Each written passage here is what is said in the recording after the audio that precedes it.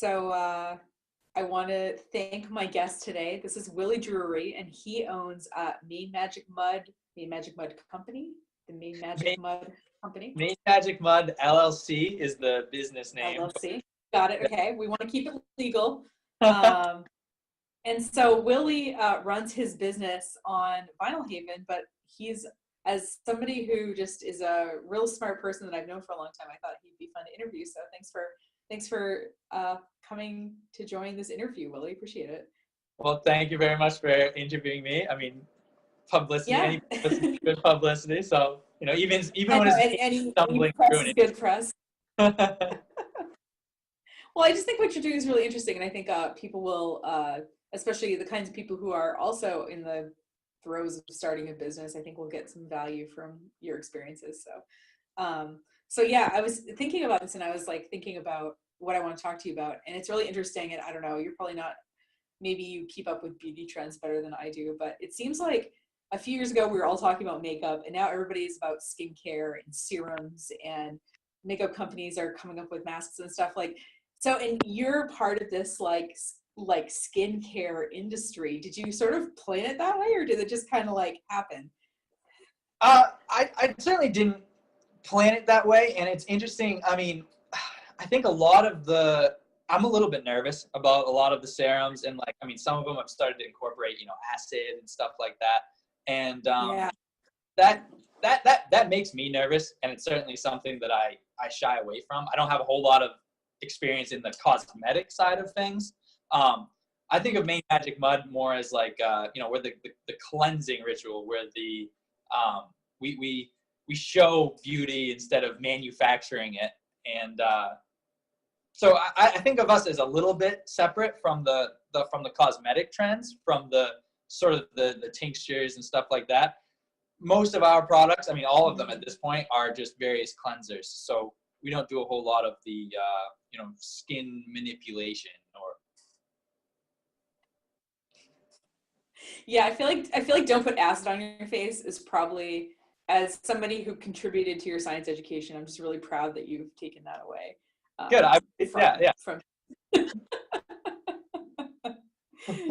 So now, did you know you were going to go into business when you were in college? Because this isn't something I knew about you, I guess, that you maybe had aspirations, or is this something that more happened? Because I know I get a lot of questions about how I prepare to run a business, like what kind of training I might have, or and maybe you get the same thing too. So I think that I always wanted to run a business. I've been interested in entrepreneurship since I'm not even sure that's a word. Maybe I said that wrong. But I've always been interested in running a business. But I didn't really know what it would be. So Maine Magic Mud sort of came about very organically. I was interested in running a business. I wasn't really sure what I was going to do after college.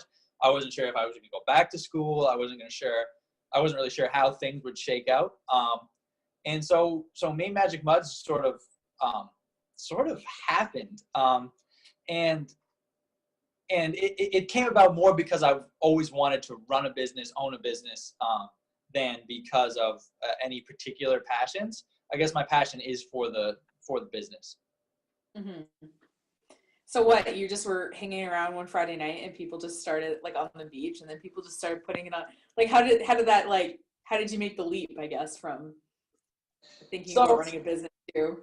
The origin story has been sort of part of the fun part, as it applies to how I came up with the idea of Maine Magic Mud. My aunt actually always used to use the mud from some of our coves out on greens for everything that happened to her skin. She got poison ivy, she put a little bit of mud on it. She got a bee sting, she put some mud on it. I mean, just for before she would go for a swim, she'd use mud as sort of an exfoliating scrub, and then jump in the water, and it would be a cleanser. So I think that I sort of remembered that. And then 2 years ago, I started really fishing, lobstering full time in the winter. Mm-hmm. And my skin on my hands started really deteriorating. And it was deteriorating may not be the right word, but it was really, it was getting all it was peeling like crazy. And I sort of remembered that my aunt had always done that. And I used the mud a couple times, and it was, and I'm not trying to say that there was crazy healing powers, but it was able to sort of it got off the dead skin, which allowed the skin to heal at the same rate. And I think that a lot of the problem was that different layers of skin were growing back at different rates. And so that sort of inspired me, and that sort of gave me the idea of incorporating this mud into traditional skincare remedies. And I said the idea to a bunch of people. They thought it was a good idea. Then I was like, you know what, I'm going to start a business with it. And before I knew it, it was too late and I couldn't go back on it. So I had to start a business. So it's not like you were like leaving college and being like, all right, I'm going to leave college and start a business. So I'm going to take these business classes or whatever. No, I took organic. Yeah, I took some business classes in college. I'm actually still in contact with a couple of professors that have been sort of giving me pointers and stuff like that.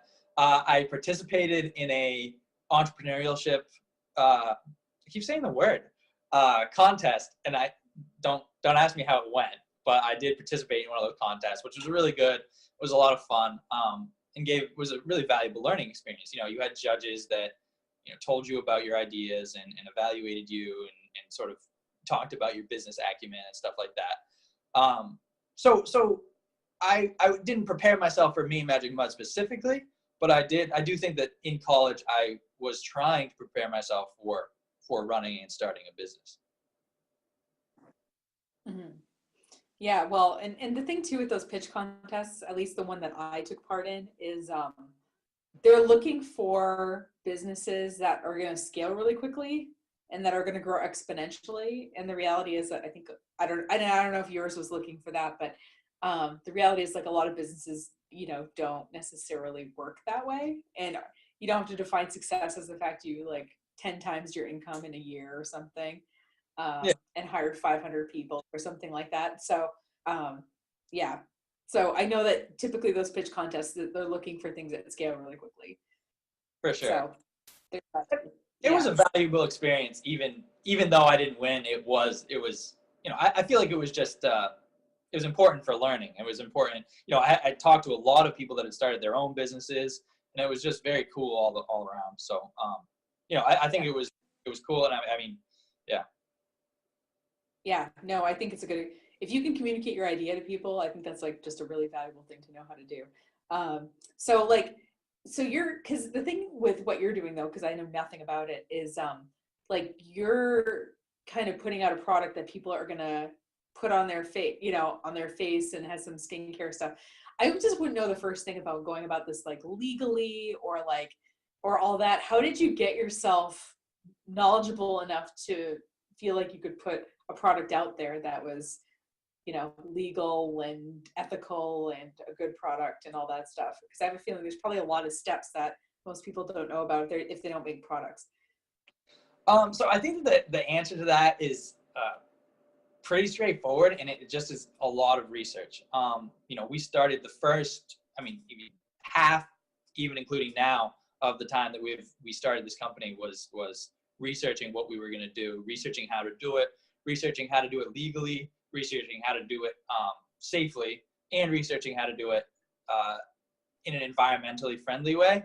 And the ethical part of it, it's interesting that you asked that, because we've just been sort of talking about it, and I try to, I think a couple of the people that are working with me here are sort of getting sick of every time that I sort of make a decision about the company, I sit down and I'm like, all right, this is what makes sense for us, but is it the right thing to do? Because it's really important to me. And it may sound like I'm saying this for some sort of publicity or something like that, but it's really important to me to maintain ethical business practices. And not only because I feel like I'm an ethical and moral person, but because I think that I do want to scale the business. I want to grow. And I don't think that you can do that by cutting corners.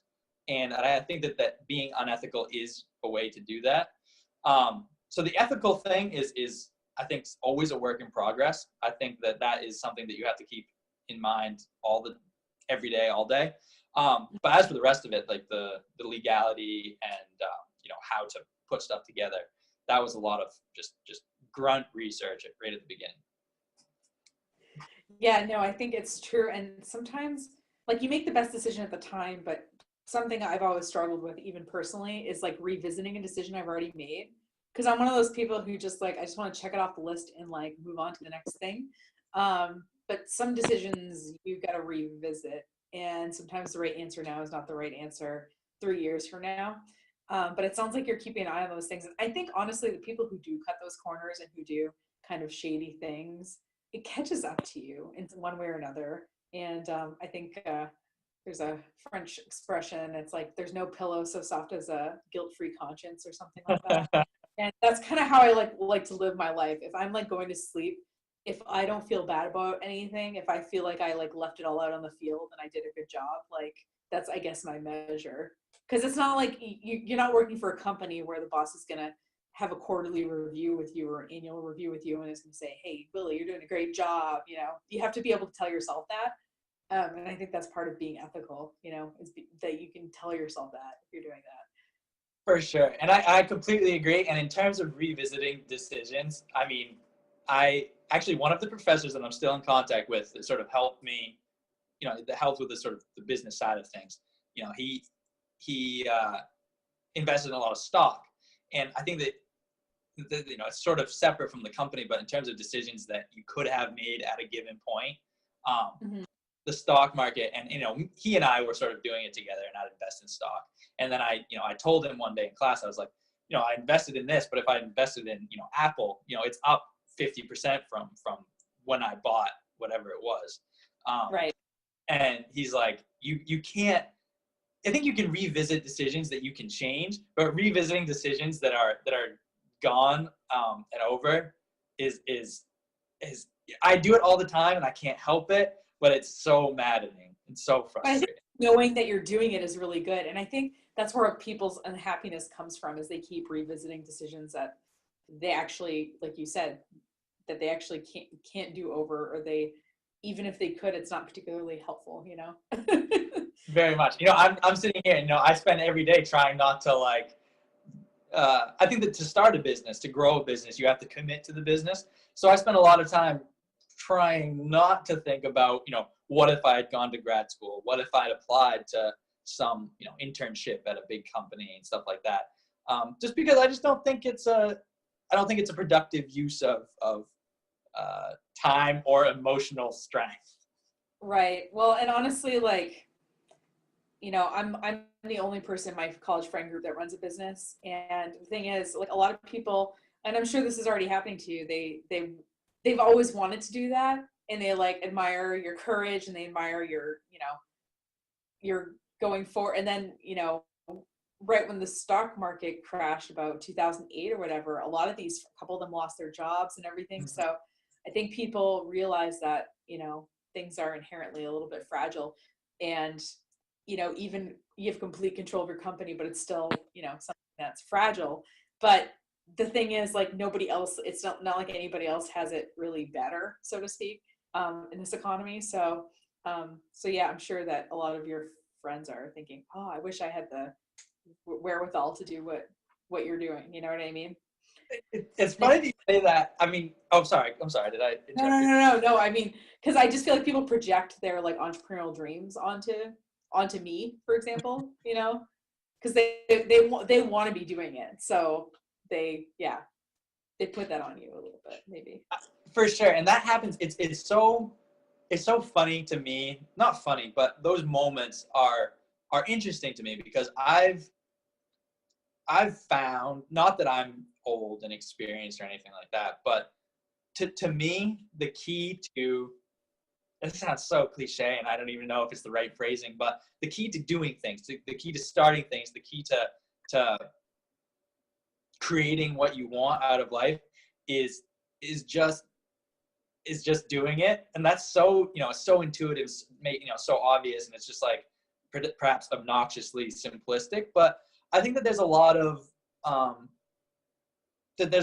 people who choose not to, and, you know, to be cliche, choose the safe path. I mean, I took a year off out of high school and went to Australia, and a bunch of my college friends were like, oh my God, like, I wish, you know, I'm really jealous of that. I wish that I had that experience. And to me, getting that experience is as simple as actually just going out and buying the ticket, punching in the credit card numbers and doing it.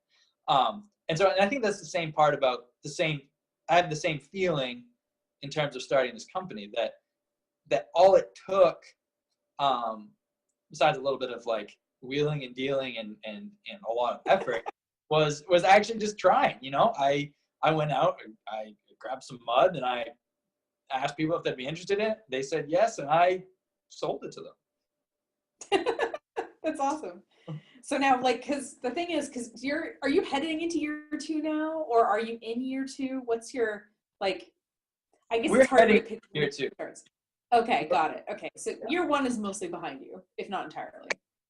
It's mostly behind us, though it was a slow start in the sense that I still have another source of income. I still work. So, and especially in the summer and into the fall, that work took up a lot of time. So it was a much slower. So while I've been working towards this for a while, it's picked up the pace in the last like 5 or 6 months. Yeah. Oh, it takes time. And there's that beginning part where you're putting forth a lot of effort, not getting a lot back. That feels really hard.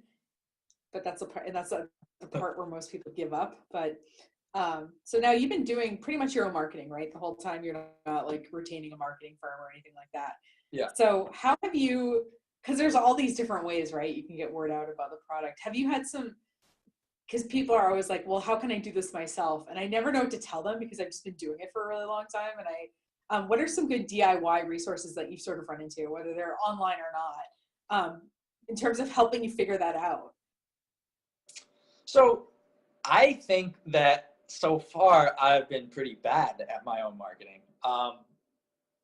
The best resources I've had so far that I've gotten the most success out of have been, the social media, Facebook and Instagram, and our website. And I think that if I hadn't had the resource of a website builder, I don't think I'd have ever been able to get off the ground, because that sort of allowed me, I didn't need to know the HTML, so that was really important.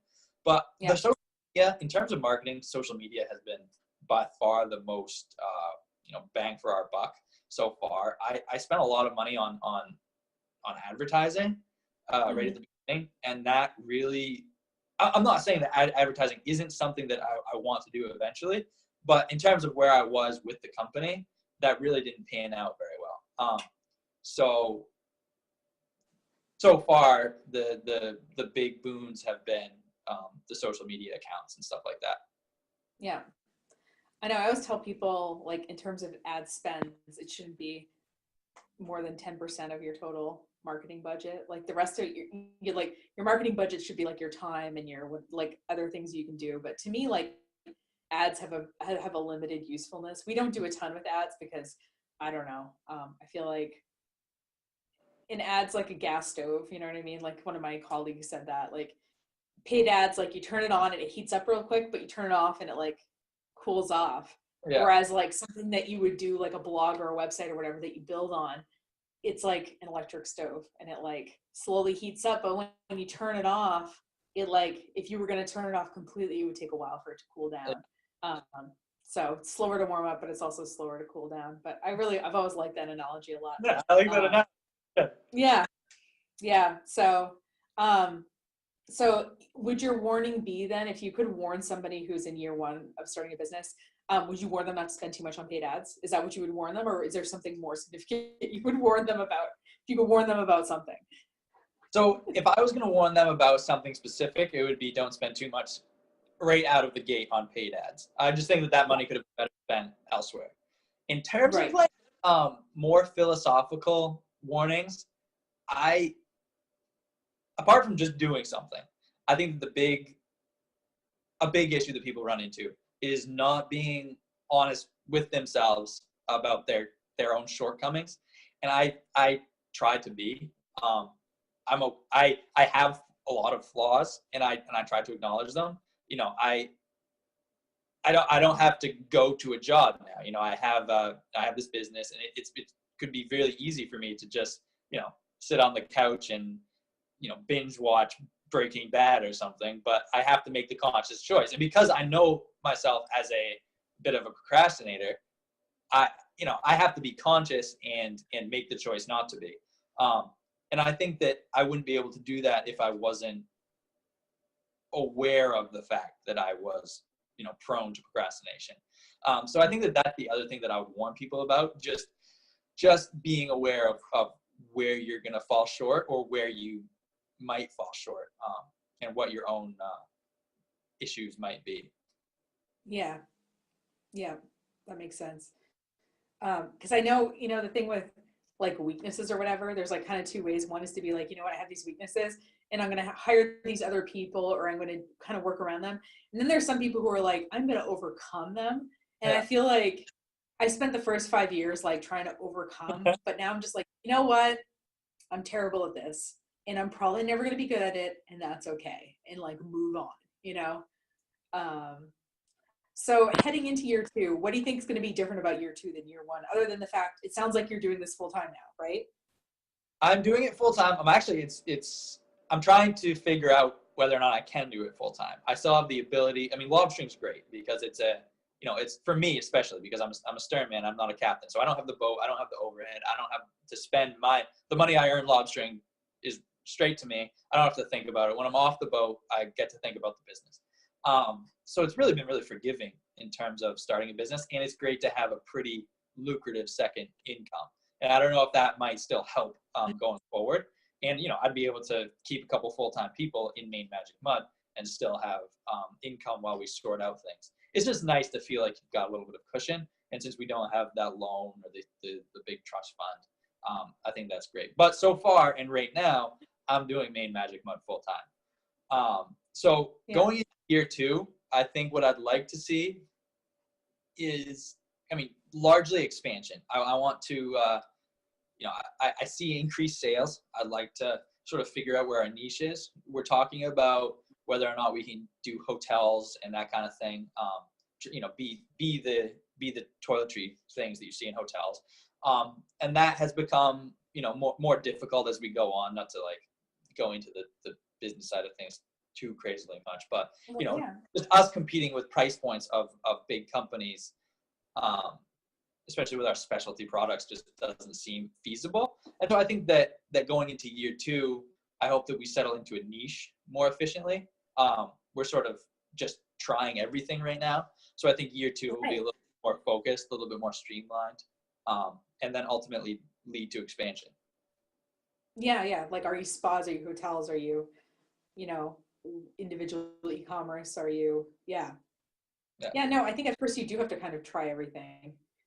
It's kind of like in college, like the first couple of weeks of the semester where like you don't know your professors and you just have to, you do everything like assignment wise and otherwise. And then you figure out like, oh, this professor will only ask us questions about, things that are in the graphs and captions of whatever.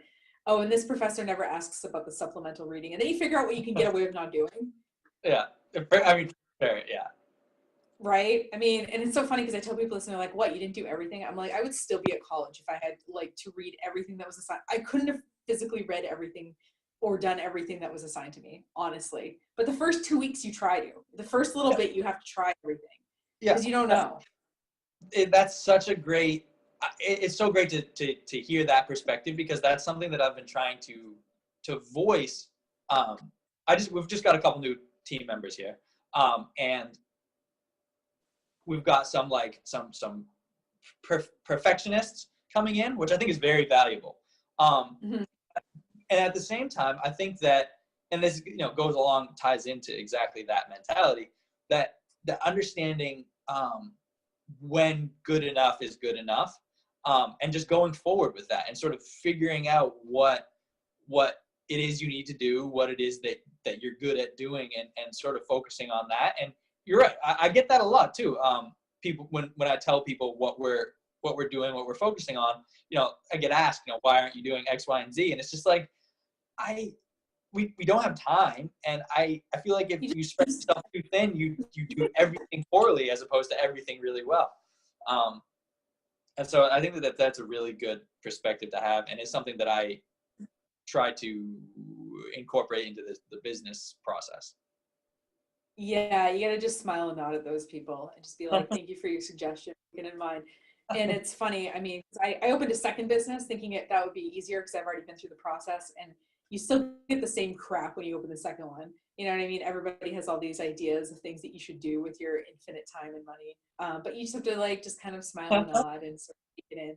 And I think it's really good though, like you said, like to have a few people on your team that are, I think we're similar people in that I'm a ready, fire, aim person. Like I make decisions really quickly. I go forward. Good enough is good enough. But I have a couple of people on my team that are like ready, aim people. And they kind of slow me down a little bit, but it's good. Like I need to be sometimes reined in a little bit and okay, yeah, you know what, you're right. Like that label is a little bit crooked, or oh yeah, maybe we should do this or whatever. So it's good to have a mixture of kinds of people in the company, even though it feels a little bit like, a little bit difficult sometimes. Exactly. That's I completely agree. I mean, the first thing that she did was point out that our shampoos, which is a really stupid problem to have with shampoos that you take in the shower, like they smudge. Oh, this one's not, so that's good. They smudge a little bit when they get wet. And for me, I was like, all right, let's print them out. Let's print out the labels. Let's put them on the bottles, and let's get the shampoo product up and running.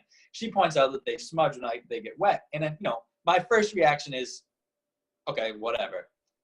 Smudging is not that big. I mean, I shouldn't say this. I'm throwing myself under the bus, but smudging is okay. And then I I thought about it, and I'm like, how mad would I be if I jumped in the shower, went to use a shampoo, and got ink all over my hands?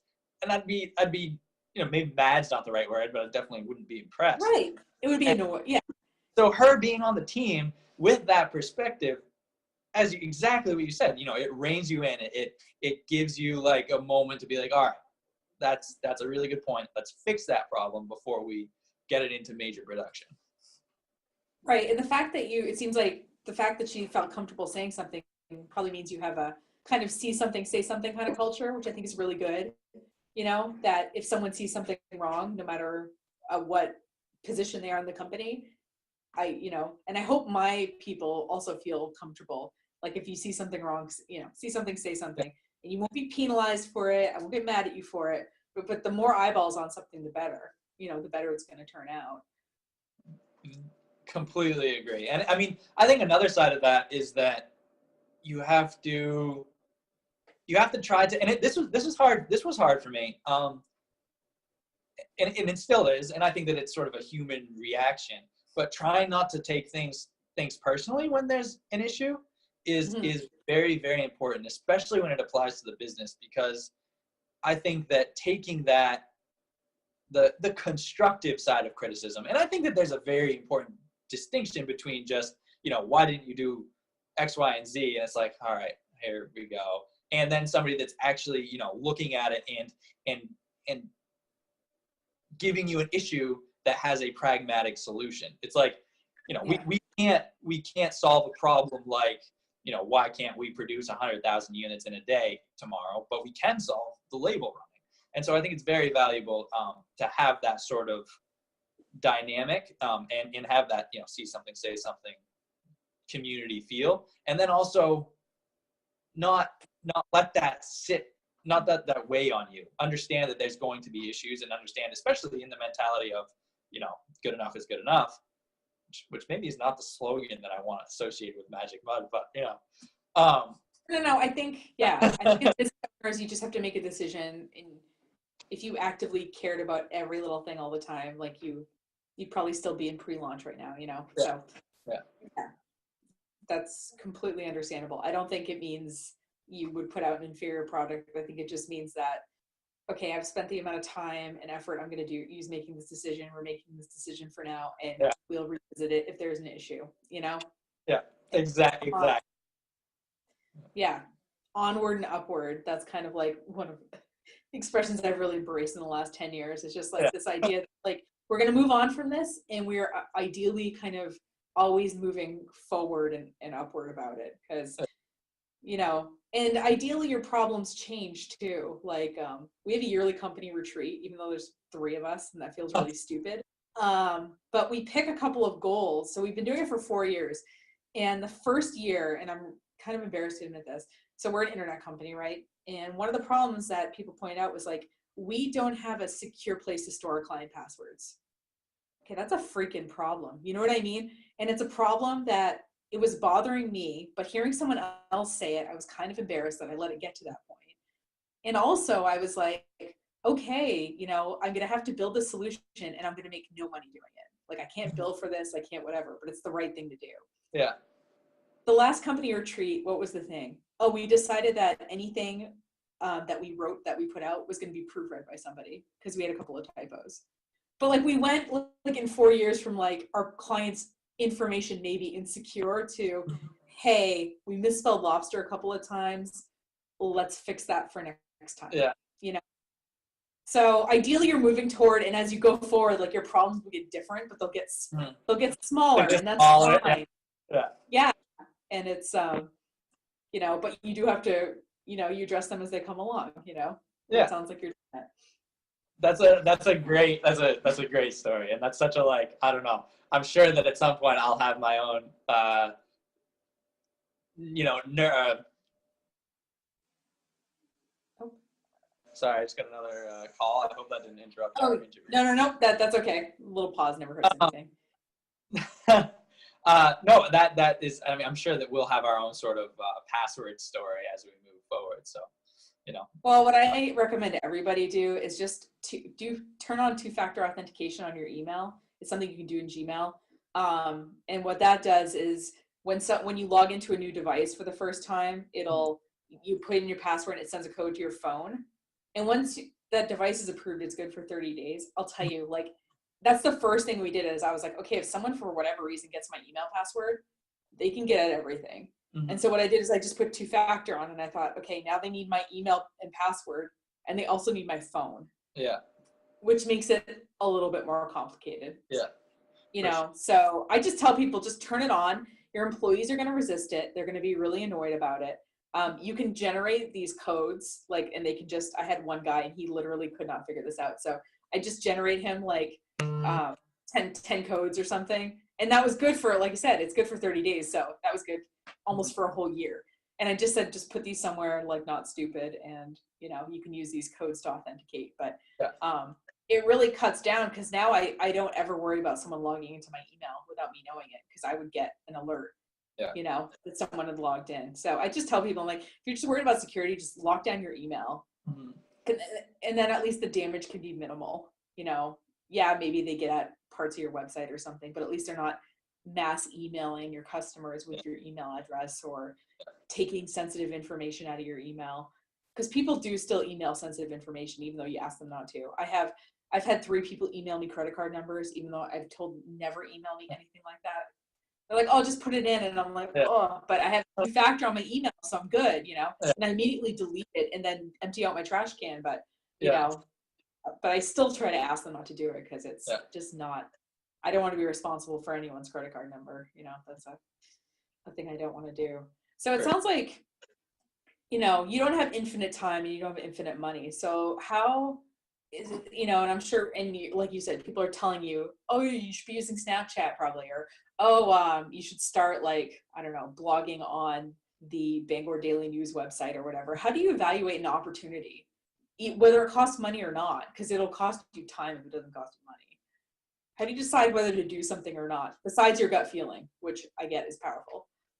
So I'm not a particularly formulaic person, just in general. And I would say that at this point, in this early on in the company, we're slowly but surely, you know, learning what works and what doesn't. And you know, we try to do our research and figure out what people have done before.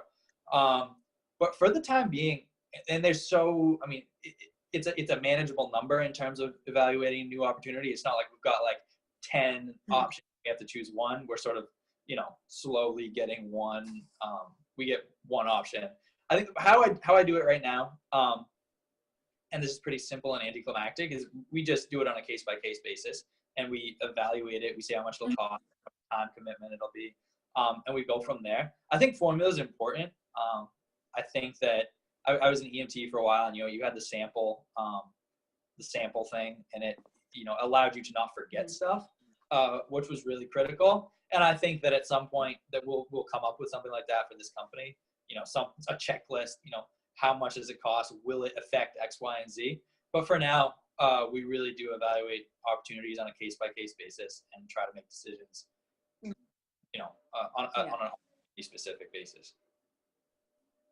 Makes sense. But the buck stops with you, right? Like it sounds like you get input for your team, which is great, but like you're the one who says yay or nay for sure.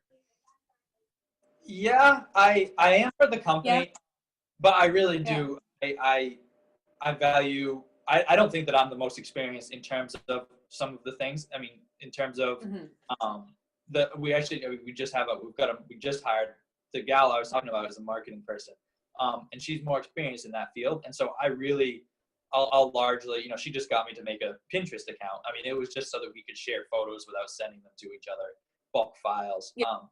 But I really, apart from good enough is good enough and just doing stuff, I think that it's really important to be able to defer to people when you understand that they're more experienced in whatever than you are. And so I guess ultimately I have the veto power, but I really try to listen as much as possible to the advice I get from the very intelligent and capable people that are working here. Yeah, no, that makes a ton of sense. And I know with us, like, and as you figure out who your people are, it gets a lot easier to decide what to do, because like I know most of our clients are like 40 to 60-year-old women who live in coastal Maine. You know what I mean? Like, so when someone tells me to join Snapchat, I'm like, yeah, I'm good, because my people aren't there. You know what I mean? So once you figure out who your people are, which I know you're in the process of sort of doing over time, it gets way easier to say no to stuff, because it's just really obvious where they are and where they're not. Indeed. All right. So just in case people don't understand what you sell, so Maine Magic Mud, you sell skincare and hair care products with clay and other sediment and stuff based in coves off the coast of Maine.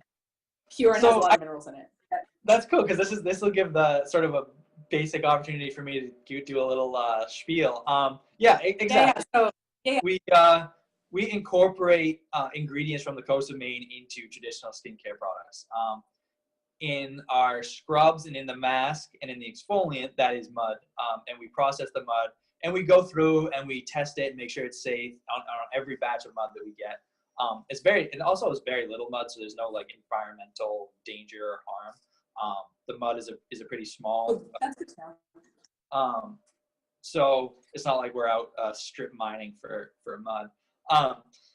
And so then we mix that into our products, and Maine Mud has all of these beneficial properties in terms of the minerals that it's got in it, and that's all up on the website. And John has done a really John's the guy that's with me almost all the time. He's downstairs right now doing some work. He's done a lot of research and looked into each mineral and how that helps the skin and stuff like that. Our shampoos actually don't have mud in them. They've got Maine kelp in them. Because you don't want the grit in your hair. And we wanted to make sure that we could offer a shampoo product. And so we've got a tea tree kelp combo shampoo. And that just is it comes in a little bottle in a running label right now, but that's a problem that we will have fixed in 24 hours or so. But that's sort of what we do. And it's traditional skincare things. It's not like if somebody buys it, they're going to be like, what is this? I mean, body scrubs are a little bit unique. And they're not really a traditional soap, and they're just something that you use as a sort of an exfoliant, as sort of it's like almost like a loofah, but instead of a loofah, you just use the scrub, and it's got the essential oils and stuff like that in it, as well as the Maine Mud. But that's what we do, and that's what we've made, and we've got stockpiles going, and it's been a lot of fun. All right. So as a last question, you have $10,000 to spend on marketing. okay, I know that you $1,000 maybe for something more fun, but let's pretend you had $10,000 from a game that were like, you have to use this on marketing. What would you do for Maine Magic Mud? Wait, I mean, don't you run an internet marketing company? Yeah, but I'm curious what you would do. You own the Well, business. You know the product better than you. I would ask you. That's exactly what I would. I wasn't sure if you were like, oh, I wanted to like have a really professional video produced, or like, oh, like, you know, I wasn't sure if there was something like that some marketing dreams that you had that you were thinking about really. I would do I think that one of the next steps is doing a professional video. So I would probably look into that. I mean, maybe it won't be professional. But we'll definitely do a video soon, and having, you know, a few extra shekels to spend on the video would probably help. But a video is one of the definite next steps. But I really, I mean, I'd get a lot of advice first before I started spending Oh, it. you're so smart. Well, really cool. Well, is there anything else that you'd like people to know about Maine Magic Mud or about you before we close the interview? Not off the top of my head, but maybe I should have thought of that question and Oh, it's okay. had some little spiel. But no, not off the top of my head. Check us out at www.mainemagicmud.com. And We will link all the things. We'll link the things under the video because that's what we always do. We'll link your Facebook and your Instagram, and you're gonna have an email list going soon, right? That people can subscribe to potentially. Mm-hmm. Yeah, and look out for your video hitting the YouTube. Yep, hitting YouTube, hitting the website. Yeah, all kinds of hitting. Cool. Yeah. Well, thanks so much, Willie. I really appreciate getting to know you. And like I said, in your business, and we'll put the links, and hopefully we'll get the word out about your company. And I'm sure you inspired at least one person watching this video to do more. So thanks so much. Awesome. Thanks a lot, Nicole.